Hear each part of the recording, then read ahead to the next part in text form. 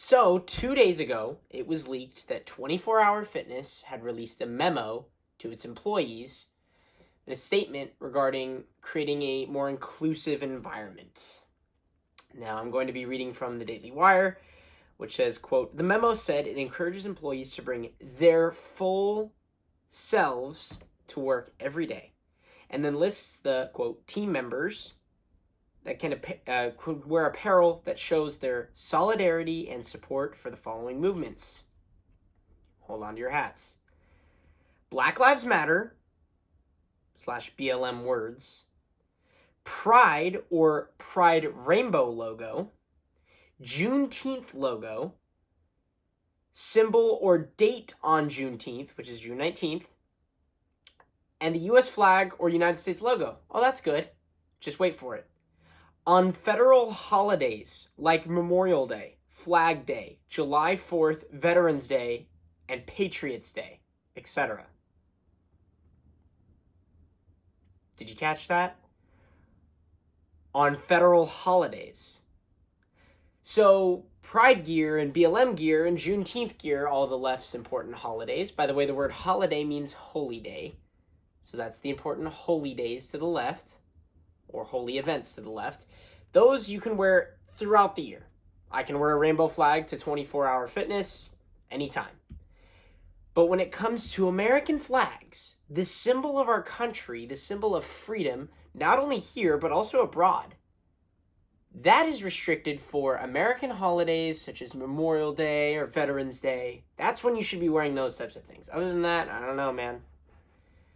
Now, of course, the backlash to 24 Hour Fitness was fairly stark. And they released a statement saying that, quote, "Currently and historically, 24 Hour Fitness policy regarding staff expression has allowed and encouraged wearing symbols like American flag pins any day of the year, including prominent holidays, national holidays like Memorial Day, Flag Day, July 4th, and Veterans Day," a spokesman told Newsweek. So they're kind of trying to walk it back a little bit because they've begun to receive backlash. Why? Well, because they're essentially insulting an American symbol. Imagine being a veteran in the United States who served. We just finished with celebrating, or at least remembering, D-Day, June 6th. Imagine being a soldier who stormed the beaches of Normandy, the greatest amphibious assault ever to exist in world history. One of the most impressive military feats, not only of World War II, but ever.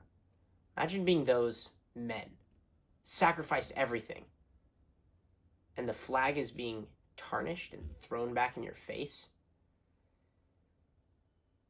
by 24 Hour Fitness or other organizations or leftists who burn it in solidarity.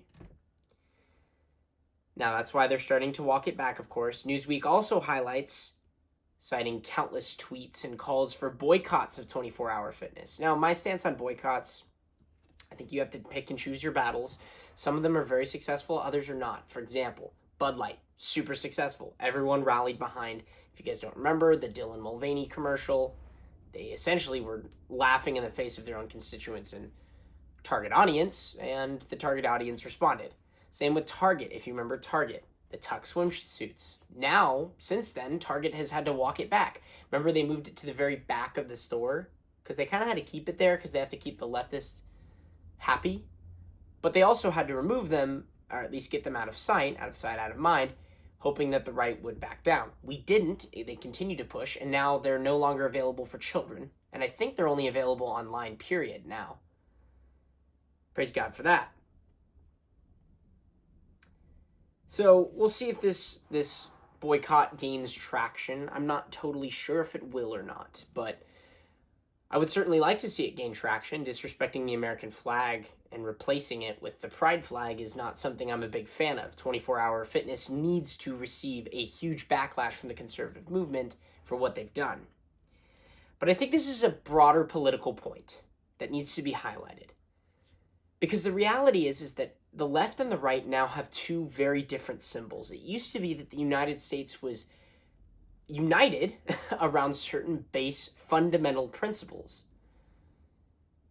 Those principles have been erased entirely. they're gone.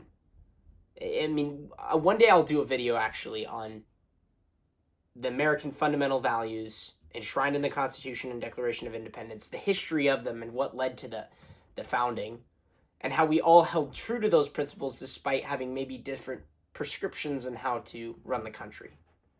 But we all held those principles dear, Democrat, Republican alike, for the most part. Now we don't. And with that comes a differences of symbols that we hold dear. It used to be that the American flag was a unifying symbol. That left, right, Republican or Democrat, we all appreciated the symbol of freedom found in our flag. The 50 stars, the 13 stripes. That was important to us. Now no longer. Now the left has adopted their own symbols. They no longer care about the American flag. They desire to have the pride flag be their new symbol. And remember, it used to start as just a rainbow, and then it kind of added the trans stuff, and then they added extra queer stuff, and then they added BLM along with it, and now it's just like I think Michael Knowles calls it like the military flag of the queer jihadis or the LGBTQ jihadis. But of course, they have their own symbols, and we have ours. I've talked about it before, that countries can be unified or be founded or be countries, essentially, based on different things. Some based off ethnicity, some based off location, et cetera, et cetera. Location is kind of one that is constant, obviously. But I mean, Alaska is still part of the United States, and yet it doesn't touch any other part of the United States. So what are the things that bind the United States? Well, there's a couple things that all nations have. One of them is their history, and with that comes their symbols, and another is borders. Now, we all know they've destroyed the border. I did a video about that very recently.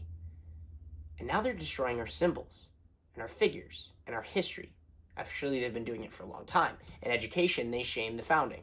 They shame the colonizers. They've destroyed Christopher Columbus. We'll do a video on that when Columbus Day comes up, why he's actually truly a great man. But they've continued to replace our historical figures, our historical events, and now our historical symbols. Not too long ago, Sam Alito, or his wife, flew a Appeal to Heaven flag, a famous revolutionary flag, endorsed by George Washington himself and flown by George Washington himself. Now that symbol has become a symbol of oppression or evil right-wing extremism or Christian nationalism or whatever jargon they claim. But they've destroyed borders, and now they're destroying our symbols. We have the symbol of freedom. They have the symbol of pride, of liberalism. Now that's, of course, pointed out in every single regime, totalitarian regime throughout human history. They've taken the symbol of the country and tainted it, destroyed it, or changed it. Look at Russia. When the Soviet Union took over, hammer and sickle became the flag. The Nazis, the swastika, became the flag. The list goes on and on and on. They take the symbol, the national symbol, and change it. Why? Because they have to erase history. Karl Marx talked about this extensively, saying that people's exposure or relation to their history that needs to be changed. Because if they have that national pride, it's not going to work. George Orwell writes in 1984, he says, "Every record has been destroyed or falsified. Every book has been rewritten. Every picture has been repainted. Every statue and street and building has been renamed. Every date has been altered." And that process is continuing day by day and minute by minute.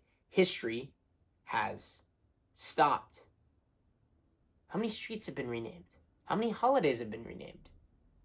What is it? Christopher Columbus Day is now Indigenous Peoples Day? How many statues have been taken down? No matter who they were, but slave owners or non-slave owners, doesn't matter. Taken down. Why? Because they're a part of our history, and that history must be erased. If we don't have our symbols, what do we have? And by the way, just to reinforce this, a lot of Christians have a hard time with these symbols, thinking that they're idolizing something.